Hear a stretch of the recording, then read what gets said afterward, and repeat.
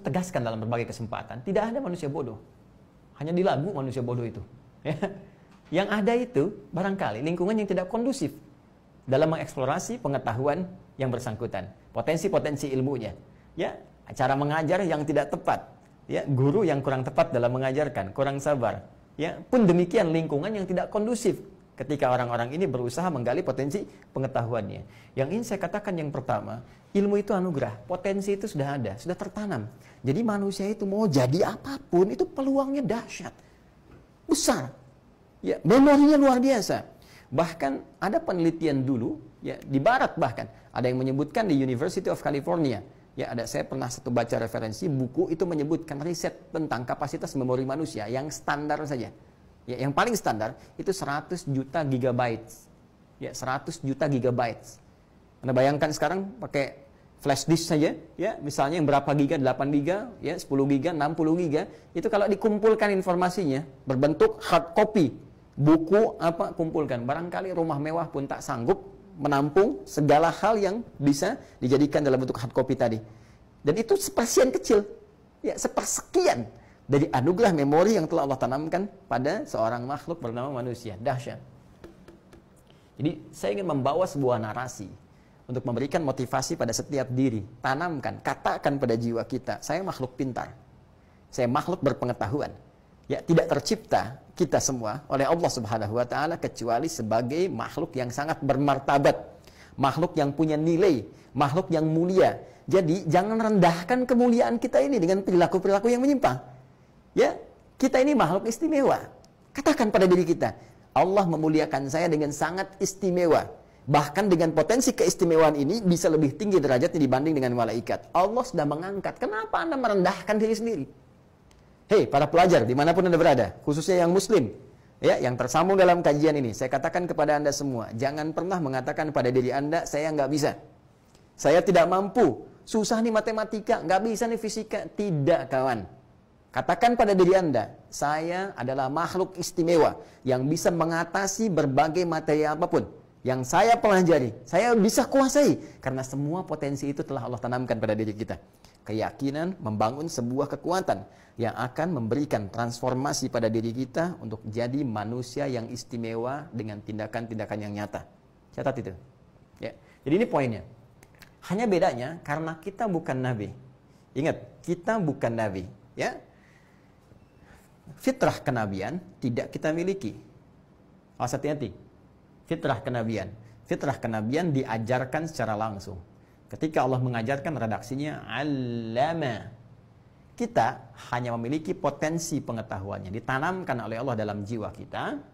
Tinggal sekarang persoalannya bagaimana menggali potensi ini sehingga keluasannya bisa kita dapatkan, kedalamannya bisa kita raih. Caranya adalah dengan menggali seluruh ini dalam bentuk turunan kata ini. Allama, mengajar. Ya, sifatnya disebut ta'lim. Di ta'lim itu mengajar sebetulnya, bukan belajar. Ya, ingat, mengajar. Yaitu sifatnya, masdarnya dari kata 'allama yu'allimu ta'lim. Jadi kalau Anda mau ikut belajar, jangan katakan mau kemana, mau ta'lim dulu. Itu Anda mau ngajar dulu. Yang benar dari ta'allama. Jadi kalau ini 'allama, maka untuk yang belajar menggunakan ta'allama. Nah, ya, ada ta'nya di depan. Ta'allama ya ta'allam.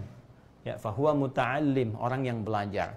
Jadi, untuk bisa kemudian mendapatkan raihan potensi ini, semua mesti digali. Jalurnya ta'allum. Belajar.